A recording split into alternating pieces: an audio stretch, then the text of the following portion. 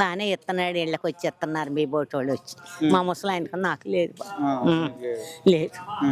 అయ్యే ఇద్దరం కాలక్షేపం చేసుకో. మరి జగన్ ఉన్నప్పుడు ఏమైనా వచ్చాయమ్మా పథకాలు మీకు? జగన్ ఉండగా నాకేం పథకాలు వస్తాయి?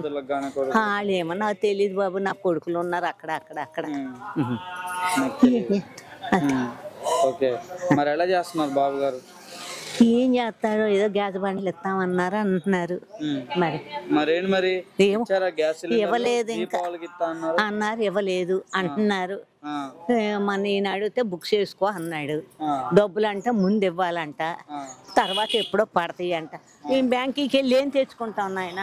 100 రూపాయలు ఛార్జీ తాడే పిల్లి వెళ్ళాలండి. ఎక్కి దిగితే ఇటు 40 అటు 40 80 రూపాయలు. ఇంకా బ్యాంకులో పడవు ఎప్పుడు నేను తెచ్చుకోవడం. ఆ కట్లు పోయి అలాగే పెట్టి ఉంది, ఇవ్వలేదు. ఇప్పుడు 6 నెలలకు 3 నెలలు 5 నెలలకు వస్తుంది. ఇద్దరు ముసలోళ్ళం కాసుకుంటాం. అదే మరి ఇప్పుడు గవర్నమెంట్ మారాక నిత్యావసర సరుకులు అన్ని తగ్గిస్తా అన్నారు.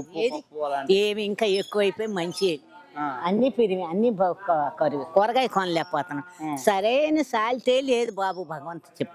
ఒక కందిపప్పు కాదు, ఒక చింతపండు కాదు, ఏ వస్తువులు బియ్యం 1500 పెట్టినా మంచి బియ్యం.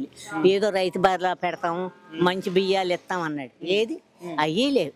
స్టోర్ బియ్యం మట్టుగా అనకూడదు బాబు. మా వయసులో తెలియదు. గొడ్డులు కూడా ఉడకేస్తే తిన్న బియ్యం వేసారు స్టోర్లు. ఎవరు తింటున్నారు నాన్న? అవి అమ్ముకోవడం, వాళ్ళే కల్తీలు చేసుకుని వీళ్ళు అమ్మడం.